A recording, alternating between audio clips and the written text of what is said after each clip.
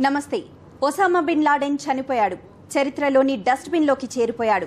6 అడుగుల దేహాన్ని గోతంలో కట్టి సముద్రంలోకి విసిరేశారు. 40 నిమిషాలు, కేవలం 40 నిమిషాల్లో ఆపరేషన్ పూర్తయింది. Minute to minute update information white house కి చేరిపోయింది. ఎలా సాధ్యమైంది? ఆపరేషన్ ఒసామాకు అమెరికా బలగాలు వినియోగించిన టెక్నాలజీ వల్లే ఇది సాధ్యపడింది.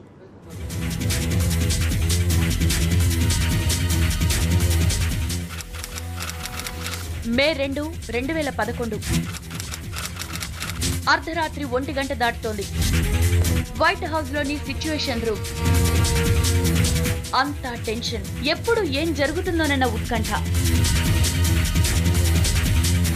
అదే సమయంలో చారిత్రక అబొట్టాబాద్ లోని పాకిస్తాన్ మిలిటరీ అకాడమీకి 100 అడుగుల దూరంలో ఆపరేషన్ బిన్ లాడెన్ స్టార్ట్ అయింది. అమెరికా చరిత్రలోనే స్పెక్టాక్యులర్ ఇంటెలిజెన్స్ ఆపరేషన్ నడుస్తోంది.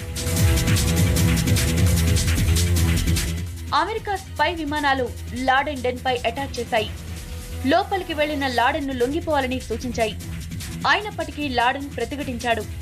ఆయన అనుచరులు అమెరికా దళాలపై గ్రెనేడ్లు విసిరారు. వెంటనే అమెరికన్ కమాండోలు ప్రతిదాడి చేశాయి. మెరుపు వేగంతో వారిని మట్టుబెట్టాయి. ఫటాఫట్ ఆపరేషన్ కంప్లీట్ అయిపోయింది. ప్రపంచాన్ని గడగడలాడించిన లాడెన్ అరేబియన్ సముద్రంలో జీవోత్సవంలా మిగిలిపోయాడు.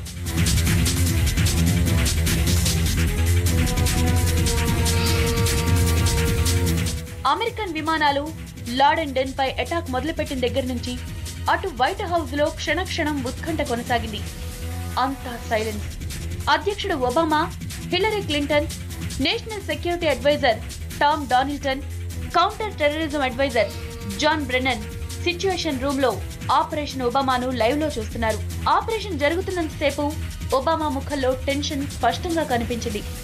అటు హిల్లరీ క్లింటన్ నోటిని చేత్తో అడ్డు పెట్టుకుని మరీ ఆపరేషన్ ను లైవ్ లో చూశారు. నేవీ సీల్స్ వేసుకుని హెడ్ క్యాప్ పై ఉన్న కెమెరా ఆపరేషన్ లోని ప్రతి మూమెంట్ ను క్యాప్చర్ చేసి వైట్ హౌస్ కు ట్రాన్స్మిట్ చేశాయి. ఈ విజువల్స్ నే ఒబామా టీం బిగ్ స్క్రీన్ పై లైవ్ లో చూసింది. ఆపరేషన్ పూర్తయ్యాక ఒబామా తన టీం మొత్తానికి కంగ్రాట్స్ చెప్పారు. ఈ ఫోటోలను వైట్ హౌస్ అధికారికంగా రిలీజ్ చేసింది.